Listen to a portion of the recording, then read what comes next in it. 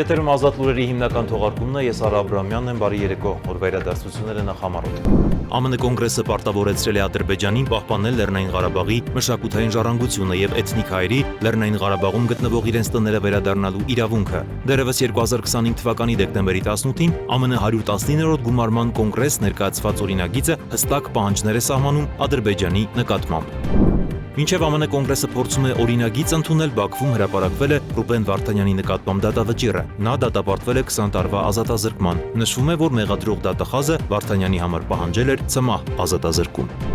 Հայաստանում Արցախից բռնի տեղահանվածների հարցը աստիճանաբար տեղափոխվում է նոր փուլ՝ հումանիտար հրատապությունից դեպի երկարաժամկետ ինտեգրման քաղաքականություն։ Եմեն աջակցում է Հարավային Կովկասում խաղաղության գործընթացներին, այս մասին Մյունխենի անվտանգային համաժողովում պանելային քննարկման ժամանակ ասել է ընդլայնման հարցերով Եվրահանձնակատար Մարտակոսը։ Նա նշել է, որ Հայաստանի եւ Ադրբեջանի միջև խաղաղությունը նոր դռներ է բացել։ Հայկական Դավարո ԱԹՍ արտադրող ընկերությունը հերքել է իսրայելական Հարոպի կրկնօրինակման մեղադրանքները։ Դավարո ընկերությունն իր արտադրանքների մշակումներն իրականացնում է բացառապես սեփական տեխնոլոգիական լուծումներով, հենվելով հայկական ինժեներական ներուժի ու տակած փորձի եւ գիտատեխնիկական կարողությունների վրա։ Հայաստանի մարզերում այսօր միմյանց զուգահեռ ընթանում են մի քանի փոխկապակցված գործընթացներ։ Զարգանում է արդյունաբերությունը, ստեղծվում են հարյուրավոր աշխատատեղեր։ Պետության աջակցությամբ մասնավոր ներդրումները վերածվում են տնտեսական աճի։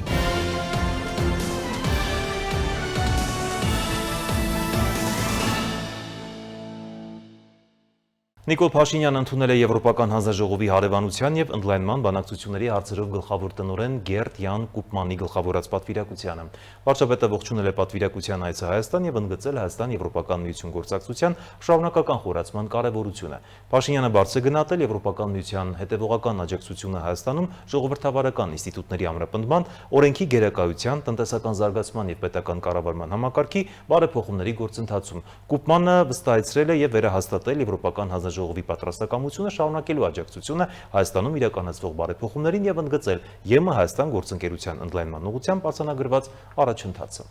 ԱՄՆ կոնգրեսը պարտավորեցրել է Ադրբեջանին պահպանել Լեռնային Ղարաբաղի մշակութային ժառանգությունը եւ էթնիկ հայերի Լեռնային Ղարաբաղում գտնվող իրենց տները վերադառնալու իրավունքը։ Դեռևս 2025 թվականի դեկտեմբերի 18-ին ԱՄՆ 119-րդ գումարման կոնգրես ներկայացված օրինագիծը հստակ պահանջներ է սահմանում Ադրբեջանի նկատմամբ։ Փաստաթղթի երկրորդ Հայաստանի անվտանգային աջակցության վերանայում բաժնում ամրագրված 5 առանցքային կետերով ԱՄՆ օրենսդիր մարմինը պայմանավորում է Ադրբեջանի հետ հարաբերությունները պարտավորեցնելով վերջինիս ճանաչել էթնիկ հայերի Լեռնային Ղարաբաղ վերադառնալու իրավունքը, նաև երաշխավորել հայկական մշակութային ու կրոնական ժառանգության պահպանությունը։ Կարևոր է արձանագրել, որ փաստաթուղթը պարտավորեցնում է Ադրբեջանին ամբողջությամբ դուրս բերել բոլոր ռազմական ուժերը Հայաստանի ինքնիշխան տարածքից, անվերապահորեն ազատ արձակել բոլոր հայ ռազմագերիներին, դադարեցնել թշնամական գործողությունները Հայաստանի նկատմամբ։ Մինչև ԱՄՆ կոնգրեսը փորձում է օրինագիծ ընդունել, Բաքվում հրապարակվել է Ռուբեն Վարդանյանի նկատմամբ դատավճիռը։ Նա դատապարտվել է 20 տարվա ազատազրկման։ Նշվում է, որ մեղադրող դատախազը Ռուբեն Վարդանյանի համար պահանջել էր ցմահ ազատազրկում։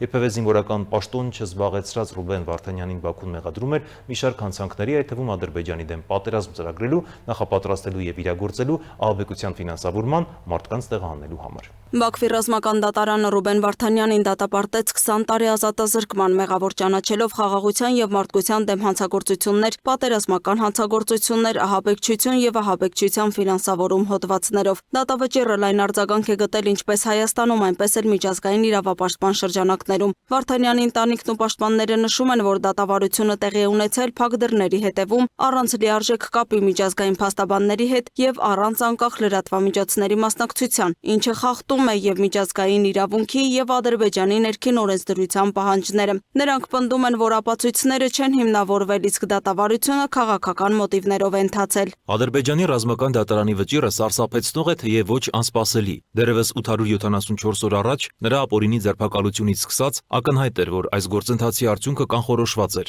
Այս ընթացքում նրա դեմ առաջադրված մեղադրանքներից եւ ոչ մեկը հիմնավորող որևէ ապացույց այդպես էլ չի ներկայացվել։ Ռուբենը զրկված է եղել արդար դատաքննության հիմնարար երաշխիքներից, այդ թվում իրավական պաշտպանության, միջազգային փաստաբանի հետ կապվելու հնարավորությունից, դատավարության անկախ լրատվամիջոցների մասնակցությունից։ Լսումներն անցկացվել են փակ դռների հետևում եւ այնպիսի պայմաններում, որոնք անհամատեղելի են միջազգային իրավունքով եւ նույնիսկ ադրբեջանական օրենքներով, արդար դատաքննության չափանիշների հետ։ Բաքվում պահվող գերիներից Ռուբեն Վարդանյանի դատավճիռը վերջինն էր։ Ավելի վաղ Ադրբեջանի զինվորական դատարանը վճիռ էր կայացրել Արցախի ռազմաքաղաքական ղեկավարության ներկայացուցիչների եւ գերության մեջ պահվող մյուս հայերի նկատմամբ։ Արցախի նախկին նախագահ Արայիկ Հարությունյանը, նաեւ պաշտպանական բանակի նախկին հրամանատար Լևոն Մնացականյանը եւ նրա տեղակալ Դավիթ Մանուկյանը դատապարտվեցին ՑՄՀ ազատազրկման, իսկ նախկին նախագահներ Արկադի Ղուկասյանը եւ Բակո Սահակյանը 20 տարի ազատազրկման։ Քաղաքացիական գերիներ Մադատ Բաբայանը եւ Մելիքսեթ Փաշայանը ստացել են 19 տարի, Գարիկ Մարտիրոսյանը 18, իսկ Դավիթ Ալավերդյանն ու Լևոն Բալայանը 16 տարի ազատազրկում։ Այս ցուցակում են նաեւ Էրիկ Ղազարյանը, Գուրգեն Ստեփանյանը եւ Վասիլ Բեգլարյանը, որոնք ստացել են 15 տարվա ազատազրկում։ Ռուբեն Վարդանյանի եւ մյուս դատապարտյալների վերաբերյալ միջազգային արձագանքներում ընդգծվում է, որ դատական ամբողջ գործընթացը չի համապատասխանել արդար դատաքննության միջազգային չափանիշներին։ Միջազգային իրավապաշտպան կազմակերպությունները կոչ էին անում ապահովել լիարժեք, թափանցիկ եւ անկախ դատական նիստեր, ներառյալ միջնորդական մեխանիզմների կիրառումն ու միջազգային փաստաբանների մասնակցությունը, ինչը իրականում Ռուբեն Վարդանյանն ասել Բաքվի դատական ֆարսի ընթացքում։ Ընտանիքի հետ հեռախոսազրույցի ժամանակ Ռուբեն Վարդանյանը փոխանցել է փետրվարի 10-ի նիստում իր վերջին խոսքի բովանդակությունը։ Հրաժարվելով մասնակցել արդարադատության իմիտացիային, Ռուբեն Վարդանյանը խոսել է արժանապատվության, պատասխանատվության եւ խաղաղության մասին, որը հնարավոր է միայն հավասարների միջև։ Я 10 числа выступил. Փետրվարի 10-ին հանդես եկա եզրափակիչ խոսքով փաստաբանին արգելելով ներկայացնել պաշտպանական փաստարկներ, որովհետև տեղի ունեցողը համարում եմ ոչ թե դատ, այլ դատական ֆարս, քանի որ դատական նորմալ գործընթացի որևէ հնարավորություն չի եղել։ Ուստի չնայած դատավորների դիմադրությանը փաստաբանը չներկայացրեց որևէ փաստարկ կամ հիմնավորում։ Իսկ ես խոսեցի շատ կարճ, չեմ ուզում կրկնել, հիմնական մտքերի մասին արդեն խոսել եմ դեկտեմբերին, բայց ես կարդացի մի կարևոր բանաստեղծություն, որը կցանկանայի կարդալ նաև ձեզ համար, եւ այնտեղ երկու բանաստեղծություն եմ կարդացել։ Հիմա ուզում եմ դրանցից մեկը ներկայացնել ձեզ, ու այն ավելի շատ երևի Հայաստանի մասին է, քան այն վայրի, որտեղ ես գտնվում եմ։ Այս բանաստեղծությունը գրվել է 16-րդ դարի սկզբին, հեղինակը ադրբեջանցի գրող Ֆիզուլին է, ռուսերեն թարգմանությունը Վլադիմիր Լուգովսկոյի։ То, что я сказал, и хочу еще раз сказать, что мы должны понимать, что Ասել ու կրկնում եմ, պետք է հասկանանք, որ մեզ խաղաղության երկար ճանապարհ է սպասվում, ինչը հեշտ չէ։ Մենք դեռ պետք է անցնենք ներքին մեծ վերածննդի միջով։ Առաջին հերթին վերականգնենք ինքներս մեզ, որովհետև կրկնում եմ, խաղաղություն կարող է լինել միայն այն ժամանակ, երբ կլինեն երկու հավասար հարևաններ։ Եթե մեկը ստորանալու է մյուսի առաջ, ոչինչ չի ստացվի։ Ոչ մի խաղաղություն չի լինի։ Հույս ունեմ, որ մենք սա կգիտակցենք ու կհասկանանք, որ ամեն ինչ կախված է միմիայն մեզնից։ Ինքնավերականգնվելու, ինքներս մեզ հարգելու, մեր կարողությունից չկորցնելով այն գիտակցումը, որ մենք իսկապես պետք է ապրենք խաղաղության մեջ մեր տարածաշրջանում։ Դատին ասելու 3 անգամ կրկնել եմ այն, ինչն ասելուց ինձ փորձում էին ընդհատել։ Արցախը եղել է, Արցախը կա եւ Արցախը կլինի հենց գոյաբանական առումով։ Այն, որ Արցախը եղել է, կա եւ կլինի։ Վարդանյանի ընտանիքը եւ պաշտպաններն ընդգծում են, որ այս դատավճիռները ոչ միայն մեկ անձի կամ խմբի դեմ են, այլև արտացոլում են ավելի լայն քաղաքական մոտեցում հայ ժողովրդի եւ նախկին պաշտոնյաների նկատմամբ։ Բոլոր նրանք, ովքեր անձամբ ճանաչում են Ռուբենին կամ նրա հետ առնչություն են ունեցել, հասկանում են նրա դեմ առաջադրված մեղադրանքների անհեթեթությունը եւ անհիմն լինելը։ Սա պարզապես Ռուբեն Վարդանյանի եւ մյուս հայ բանտարկյալների դատավարություն չէ։ Սա նման է դատավճռի հայ ժողովրդի դեմ որպես ամբողջություն։ Մենք շարունակելու ենք նրա եւ մյուս հայ բանտարկյալների ազատ արձակման ուղղված մեր ջանքերը։ Կոչ ենք անում միջազգային առաջնորդներին, միջազգային իրավունքին համահունչ ձեռնարկել համապատասխան բոլոր միջոցները նրանց ազատությունն ապահովելու եւ իրավունքները պաշտպանելու համար։ Այս դատավարություններն ըստ փորձագետների խարխլել են վստահությունը միջազգային իրավունքի նկատմամբ եւ ազդել տարածաշրջանային խաղաղության կառուցման գործընթացների վրա, քանի որ դրանք ընկալվում են որպես քաղաքական մոտեցում, այլ ոչ թե բացառապես իրավական ակտ։ Լուսինե Գրիգորյան, Free News, Ազատ լուրեր։ Հայաստանում Արցախից բռնի տեղահանվածների հարցը աստիճանաբար տեղափոխվում է նոր փուլ հումանիտար հրատապությունից դեպի երկարաժամկետ ինտեգրման քաղաքականություն։ Ժողովրդավարական անվտանգության հայաստանյան 3-րդ ամենամյա համաժողովում քննարկվել է Արցախից բռնի տեղահանվածներին առնչվող մարտահրավերները։ 2023 թվականի սեպտեմբերին ավելի քան 100,000 արցախցի բռնի տեղահանվեց ու դարձավ փախստական։ Այսօր մոտ 2.5 տարի անց օրակարգում այլևս միայն շտապօգնությունը չէ, այլև նրանց արժանապատիվ ինտեգրումն է հասարակությանը, ապահովելով բնակարանով, աշխատանքով, հոգեբանական կայունությամբ եւ տեղական որոշումների վրա իրական ազդեցություն ունենալու հնարավորությամբ։ Այս թեման բարձրաձայնվել է ժողովրդավարական անվտանգության հայաստանյան 3-րդ ամենամյա համաժողովի ընթացքում, որտեղի թիվս այլ հարցերի քննարկվեցին նաեւ Արցախից բռնի տեղահանվածների առջև ծառացած ինտեգրման մարտահրավերները։ Ընդգծվեց, որ խնդիրը վաղուց դուրս է եկել հումանիտար շտապ արձագանքի շրջանակից եւ տեղափոխվել երկարաժամկետ քաղաքականությունների դաշտ։ Պանելային քննարկման ընթացքում փախստականների հարցերով էստոնական խորհրդի ներկայացուցիչ Միջերիտա Խաչատրյանը հայտնեց, որ խորհուրդը 2023 թվականից հետո մասնաճյուղ է բացել Հայաստանում, կենտրոնանալով Արցախից տեղահանվածների կարիքների վրա եւ Եվրոպական միության ֆինանսավորմամբ իրականացնում է լայն ծրագիր երկու ուղղությամբ։ Որոնցից մեկը ձեր կողմից նշված համայնքային խորհուրդների ծրագիրն է։ Տվյալ պահին ունենք համայնքային փախստականների համայնքային խորհուրդներ 4 վայրերում՝ Եղեգնաձորում, Գյումրիում, Դիլիջանում եւ Երևանում, բայց դրանցով փորձում ենք հնարավորինս Հայաստանի բոլոր մարզերում եւ համայնքներում ապրող արցախցիներին տալ հնարավորություններ մասնակցելու այս հարթակին, որի միջոցով իրենք կարող են բարձրաձայնել իրենց ձայնը, մասնակցել որոշումների կայացման process-ին եւ տեղական մակարդակում եւ նաեւ ազգային մակարդակում, ինչպես նաեւ փորձում ենք նաեւ խորհուրդների միջոցով հզորացնել նրանց կարողությունները, որպեսզի հնարավորինս կարողանան նրանք ինքնաճարտակողությամբ զբաղվեն, ինքնուրույն գործելու կարողություն զարգացնեն։ Ծրագրի մյուս բաղադրիչն էլ ինքնօգնության խմբերի սոցիալ-հոգեբանական խնդիրների հասցեագրման, հոգեբանական աջակցության, նաև բիզնես դասընթացների ու փոքր դրամաշնորհների միջոցով եկամուտ ստեղծելու եւ համայնքներում ներառման գործընթացն է։ Ժողովրդավարության եւ անվտանգության տարածաշրջանային կենտրոնի փորձագետ Արցախի նախկին падգամավոր Հայկ Խանոմյանը շեշտեց, որ ծրագրերը հաճախ մշակվել են ընդհանուր դիտանկյունից, առանց Արցախի տարբեր շրջանների տնտեսության առանձնահատկությունները հաշվի առնելու։ Նրա խոսքով շրջանների ոլորտային տարբերությունը չտեսնելը սահմանափակում է ծրագրերի արդյունավետությունը։ Խանոմյանը նաև նշեց, որ կարճաժամկետ եւ մասամբ միջնաժամկետ աջակցությունը որոշ կայունություն տվեց, բայց երկարաժամկետ քաղաքականությունում անհրաժեշտ են ավելի խորքային լուծումներ սոցիալական բնակարանաշինության եւ նոր բնակֆոնդի ձևավորման ուղղությամբ։ Սակայն ակնհայտ էր, որ ավելի երկարաժամկետ ծրագրեր կազմելու եւ իրականացնելու առումով կառավարությունը բավարար կարողություններ չունի կամ համենայն դեպս գնաց այն ճանապարհով, որ իրեն ծանոթ էր։ Նույն բնականին ապահովման ծրագիրը գնաց 5 եղանակով, ինչ որ արվել էր 20 թվականի Արցախի որոշ շրջաններից բռնագաղթված բնակիչների համար, այսինքն բնականների գնման վկայականի ձևով։ Ես կարծում եմ, որ այլ ձև պետք է անեին, հատկապես խրախուսեին նոր կառուցվող բնակֆոնդը, որովհետև այն ծրագիրը, որ այսօր իրականացնում է, լուրջ տնտեսական նաև խնդիրներ է առաջացնում Հայաստանի տարբեր մարզերում։ Ենթադրենք նույն Վաղարշապատում, Հայաստանում, Ջևանում, այլ մարզկենտրոններում, որտեղ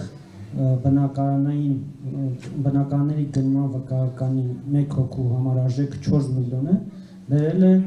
անշարժ գույքի էական թանկացման։ Ազգային ժողովի падգամավոր Զարուհի Բաթոյանն էլ ներկայացրեց բնակարանային ապահովման ծրագրերի վերջին տվյալները, նշելով, որ 4629 ընտանիք ստացել է հավաստագիր, 2055-ը արդեն տուն է գնել։ Նա թվարկեց աջակցության հիմնական գործիքները՝ սերտիֆիկատային եւ հիպոթեքի սուբսիդավորման ծրագրեր Երևանում ու մարզերում, ընդգծելով նաեւ սոցիալական բնակֆոնդի սուղությունը եւ համայնքներում սոցիալական աշխատանքի ոլորտում բացերը, հատկապես մարդկանց իրազեկման առումով։ Նա եւս անդրադարձավ սոցիալական բնակֆոնդի հետ կապված խնդիրներին, նշելով. Մենք շատ լուրջ խնդիրներ ունենք եւ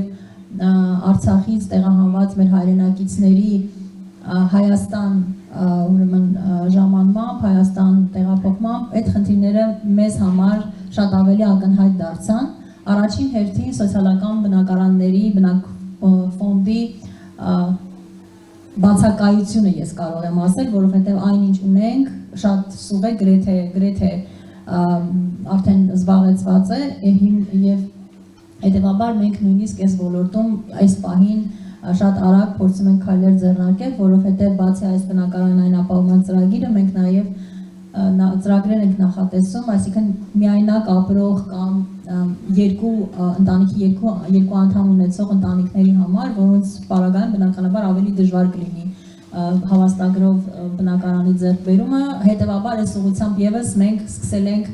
ավելի արագ քայլեր ձեռնարկել։ Բանախոսներն ընդգծեցին, որ եթե ծրագրերը շարունակեն գործել ընդհանուր մոտեցմամբ, առանց մարզային ու խմբային առանձնահատկությունները հաշվի առնելու, ապա նույն միջոցները տարբեր վայրերում նույն արդյունքը չեն տալու։ Իսկ իրական առաջընթացը չափվում է ոչ միայն թվերով, այլև զարգացողությամբ, թե մարդիկ որքանով են իրենց նոր համայնքում դառնում ոչ թե պարզապես տեղափոխված, այլ լիարժեք ու արժանապատիվ կյանք կառուցող քաղաքացիներ։ Սոնա Գիշյան, Տիգրան Ղազարյան, Free News, Ազատ լուրեր։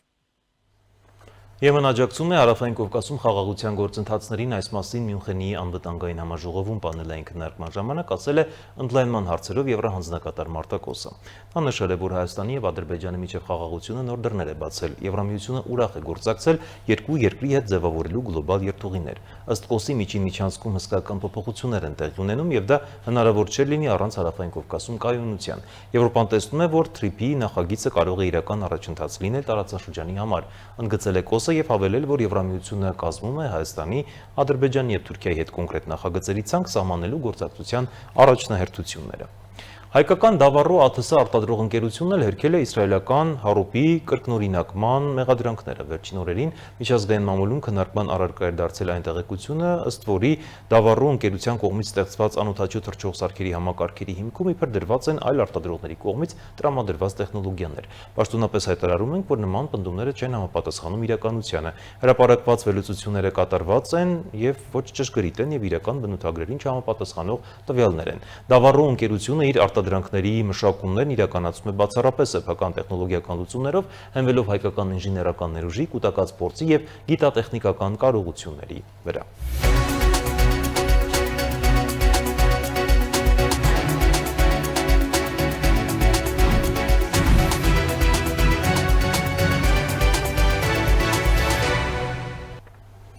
Հայաստանի մարզերում այսօր միմյանց զուգահեռ ընթանում են մի քանի փոխկապակցված գործընթացներ, զարգանում է արդյունաբերությունը, ստեղծում են հարյուրավոր աշխատատեղեր եւ միաժամանակ կառուցվում են նոր դպրոցներ եւ բժշկական կենտրոններ։ Պետության աջակցությամբ մասնավոր ներդրումները վերացվում են տնտեսական աճի, իսկ այդ աճի արդյունքը հարկային մուտքերով վերադառնում համայնքներ։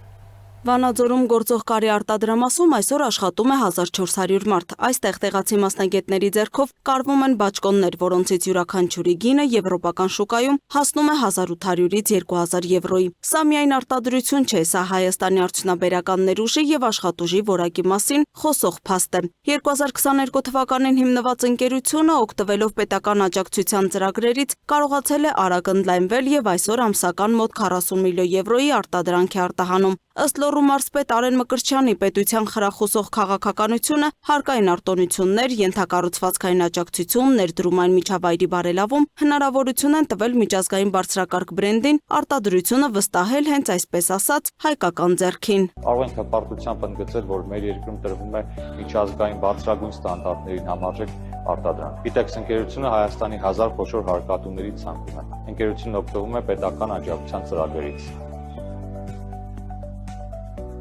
Այս էս վիճակները շենքի 2022 թվականին ես եմ վերցրել, այսինքն 22-ի։ Ամեն հարկում ունենք 12 արտադրական հոսքագիծ։ Կարող ենք տարբեր բաճկոններ։ Արտադրամասում ստեղծված պայմանները նույնպես խոսում են սոցիալական պատասխանատվության նոր մշակույթի մասին։ Այստեղ գործում է ճաշարան, նախակրթարան, վարսավիրանոց ընկերության միջոցներով։ Ըստ Արեն Մկրտչյանի, սա աշխատանքի եւ կյանքի որակի համադրության օրինակ է, որտեղ տնտեսական արդյունքը զուգորդվում է սոցիալական հոգատարությամբ։ Երբ արտադրությունն աճում են նաեւ համայնքի հնարավորությունները։ Աշխատավարձերը մնում են Հայաստանում, ձևավորվում սպառման շղթա, հարկեր մուտքագրվում պետական բյուջե։ Այդ նույն հարկերով կառավարությունն իրականացնում է նոր ծրագրեր մարզերում, Տաշիրում կառուցվում է նոր բժշկական կենտրոն 4.5 միլիոն դոլար ներդրմամբ։ Գործող բուժկենտրոնի խարխուլ շենքը տարիներ շարունակ չէր համապատասխանում ժամանակակից չափանիշներին։ Նոր կենտրոնն արդեն կունենա նաև պոլիկլինիկային կից մասնաշենք, ինչը հնարավորություն կտա ոչ միայն տաշիրցիներին, այլև հարակից համայնքների բնակիչներին ստանալ որակյալ բուժսպասարկում առանց մայրաքաղաք տեղափոխվելու անհրաժեշտության։ Սա առողջապահական ծառայությունների ապակենտրոնացման եւ մարզերի հավասար զարգացման ուղղությամբ պետական քաղաքականության կարևոր քայլերից է։ Ծրագրի արժեքը 1 միլիարդ 740 միլիոն դրամ է։ Ծրագրի ավարտին Տաշիր քաղաքը կունենա ժամանակակից բժշկական կենտրոն, իսկ տաշիրցիները որակյալ բուժսպասարկում կստանան։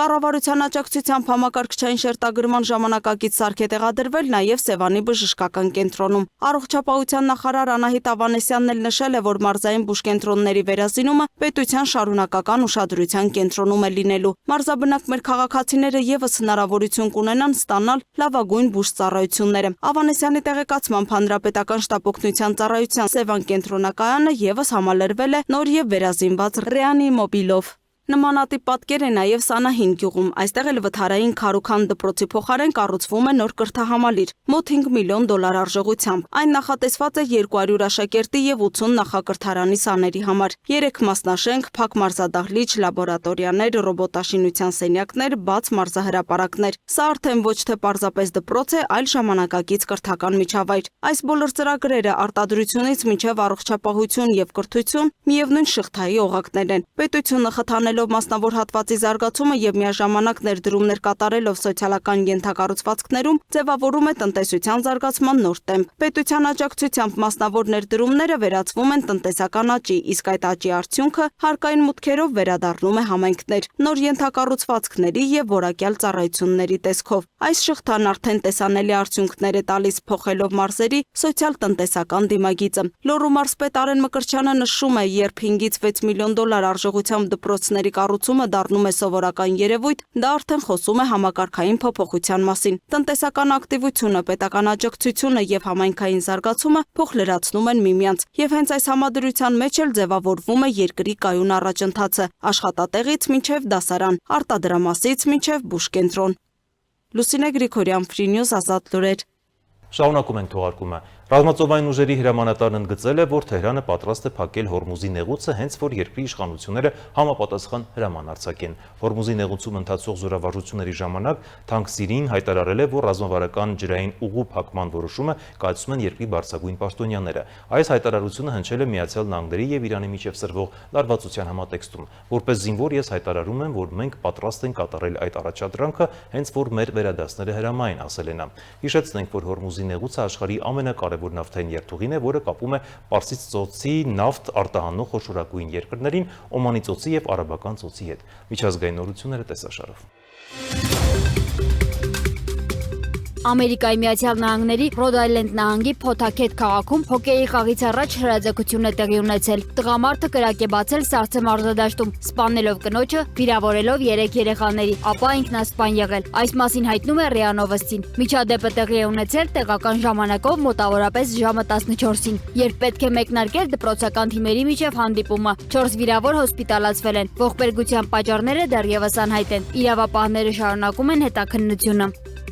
Ամերիկայի Միացյալ Նահանգները չի պատրաստվում սահմանափակել այլ երկրների արտաքին գործընկերների ընտրությունը։ Այս մասին հայտարարել է Ամերիկայի Միացյալ Նահանգների պետքարտուղար Մարկո Ռուբիոն, մեկնաբանելով Հունգարիայի եւ Չինաստանի միջև կապերի հնարավոր խորացումը։ Մենք որևէ երկրից մեկուսասում չենք պահանջում, հասկանալով, որ յուրաքանչյուր երկիր պետք է հաշվի առնի իր աշխարհագրական դիրքը, տնտեսությունը, պատմությունն ու ապագայի մարտահրավերները, նշել է Ռուբիոն։ Միևնույն ժամանակ նա ընդգծել է, որ անհրաժեշտության դեպքում Վաշինգտոնը գործընկերների հետ կկիսի իր մտահոգությունները որոշ հարցերի շուրջ։ Պետքարտուղարը հիշեցրել է նաև, որ Ամերիկայի Միացյալ Նահանգները շարունակում է առևտրային հարաբերությունները Չինաստանի հետ, իսկ նախագահ Դոնալդ Թրամփը ապրիլին նախատեսում է այց կատարել Չինաստան։ Ամերիկայի Միացյալ Նահանգների նախագահ Դոնալդ Թրամփը հայտարարել է, որ անուղղակիորեն ներգրավված կլինի Իրանի եւ Ամերիկայի Միացյալ Նահանգների միջև Ժնևում նախատեսված միջուկային բանակցություններին, նշելով, որ դրանք շատ կարևոր են։ Թրամփի կարծիքով Թեհրանը շահագրգռված է համաձայնության հասնելու հարցում։ Նրա խոսքով Իրանը նախկինում փորձել է կոշտ դիրքորոշում որդեգրել, սակայն անցյալ ամառ զգացել է դրա հետևանքները, երբ Ամերիկայի Միացյալ Նահանգները հարվածներ է հասցրել իրանական միջուկային օբյեկտներին։ Ես չեմ կարծում, որ նրանք ցանկանում են գործարք չկնքելու հետևանքները, ասել է Թրամփը, ակնարկելով, որ այս փուլում Իրանն ավելի մոտիվացված է բանակցելու համար։ Ուկրաինայի նախագահ Վոլոդիմիր Զելենսկին հայտարարել է, որ ուկրաինական հետախուզության տվյալներով Ռուսաստանը պատրաստվում է էներգետիկ ենթակառուցվածքների դեմ նոր զանգվածային հարվածների։ Նրա խոսքով նման գործողությունները բարդացնում են գրեթե 4 տարի շարունակվող պատերազմի դադարեցման շուրջ համաձայնության հասնելու հնարավորությունը։ Reuters-ի փոխանցմամբ իր երեկոյան տեսաուղերձում Զելենսկին նշել է, որ անհրաժեշտ է ապահովել հակաօդային պաշտպանության համակարգերի լիարժեք պատրաստվածությունը։ Նա ընդգծել է, որ հարձակումներն իրականացվում են տարբեր տարբեր զրահատեսակների համադրությամբ, անօդաչու թռչող սարքերով եւ հրթիռներով, ինչն ըստ նրա պահանջում է հատուկ պաշտպանություն եւ գործընկերների աջակցություն։ Մեծ Բրիտանիայի վարչապետ Քիր Սթարմերը Ուկրաինայում Ռուսաստանի լայնածավալ ներխուժման 4-րդ տարելիցին ընթരാճ հայտարարել է, որ Լոնդոնը պետք է արագացնի պաշտպանական ծախսերի ավելացման գործընթացը։ Սթարմերն արդեն պարտավորվել է հաջորդ տարի պաշտպանության համար նախատեսված ծախսերը հասցնել ՀՆԱ-ի 2.5%-ի, իսկ հաջորդ ընտրություններից հետո մինչև 3%-ի։ Մենք կանգնած ենք ռուսական ագրեսիայի սպառնալիքի առջև։ 4 տարի անց էլ այդ վտանգը չի վերացել։ Մենք ցանկանում ենք արդար եւ երկարատև խաղաղություն, սակայն դա չի վերացնի ռուսական սպառնալիքը եւ պետք է զգոն մնանք, նշել է վարչապետը։ Այսքան այժմի համար ցտեսություն։